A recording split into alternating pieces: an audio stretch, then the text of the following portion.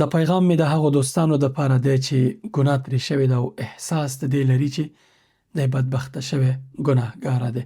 راځه ما د قرآن کریم 2 آیتونه درته وایمه. الله پاک درته پکې څه ویلي. هغه کسانو ته چې په ناپامۍ باندې ګناه ترې کېږي د دوی دپاره الله پاک څه وینا لري. راځئ په ګډه باندې اورو. اعوذ بالله من الشیطان الرجیم. انما التوبة على الله للذين يعملون السوء بجهالة ثم يتوبون من قريب فأولئك يتوب الله عليهم وكان الله عليما حكيما. الله پاک وایي په دې پوه شئ چې په الله پاک باندې د توبې قبلولو حق د هغه کسانو لپاره دی چې د ناپوهۍ له امله کوم بد عمل ترسره کړي. دا الله پاک وایي دا حق دی د هغه کسانو په الله باندې چې په ناپامۍ ترې ګناه وشي، وغولیږي، شیطان یې وغولوي، پام یې نه وي، قصداً اراده د ګناه نه لري، بیا د ګناه اراده نه لري، اما ګناه ترې وشو، انسان دی کمزوره دی. اوس کله چې ګناه ترې وشي او ورپسې سملاسي توبه وباسي، داسې خلکو ته بیا الله پاک د خپل مهربانۍ په نظر پاملرنه کوي، یعنې توبه یې قبلوي او الله له ټولو خبرو خبر دی. ستا له زړه، ستا له ګناهونو، هغه چې ته یې له خلکو پټی، الله پرې خبر دی او د حکمت او پوهې خاوند دی. اوس الله پاک ورپسې وایي ولیست التوبة للذین یعملون السیئات حتی، خو د هغو خلکو لپاره توبه نشته چې پرله پسې بد کارونه کوي.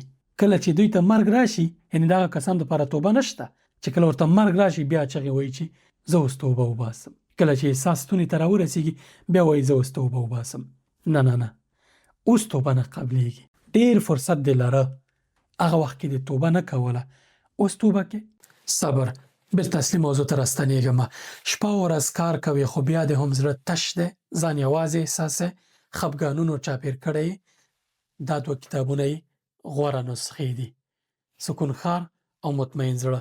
زما 2 کتابونه د افغانستان په اکثرو کتابخانو کې شته او غربي هیوادونو کې له دې ویب سایټه آنلاین آرډر کولی شي.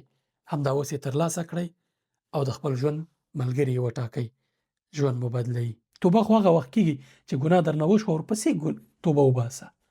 سملاسي چې د احساس دې وکړ چې ګناه درنه وشوه، پښیمانه شوې، راشه الله ته کښېنه او ورته وایه چې ای ربه زه کمزوری انسان یم، وغولول شوم، شیطان مکار دښمن، زما بدي دښمن او ستا دښمن زه وغولولم، خو زه ستا داسې بنده یم چې ستا نه پرته بل څوک نه لرم چې عذر ورته وکړم، بخښنه ترې وغواړم. یوازې ته زما رب یې، زما د ګناه نه تېر شه، ما ته بخښنه وکړه او توفیق راکړه چې بیا داسې ګناه ونه کړم. دغه انسانانو ته الله پاک حق د دوی بولي چې الله پاک دوی ته بخښنه وکړي. سبحان الله، څومره عظیم، څومره لوی رب لرو او موږ دومره بې پروا ګناه کوو، ګناه رانه کېږي خو توبه نه وباسو. د همدې دپاره ته باید دغه موضوع ته پام وکړي.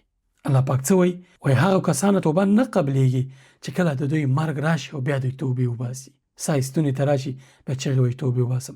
اوس فرصت ختم دی، اوس وخت پای ته رسېدلی، توبې دروازې بندې شوي دي، مخکې به دې دا کار کړی و.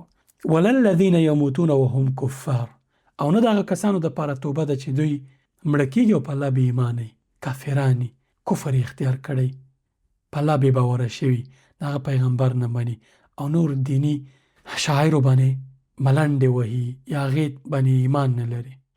اولئک اعتدنا لهم عذابا الیما. د داسې خلکو دپاره چې بې توبې مړه شي، داسې خلکو دپاره چې کافران مړه شي، د دوی دپاره الله پاک وایي چې موږ ډېر سخت اور، دردناکه اور تیار کړی دی. الله پاک دې موږ او تاسې د هغو کسانو له ډلې کې چې ګناه ترې کېږي توبه کوي سملاسي.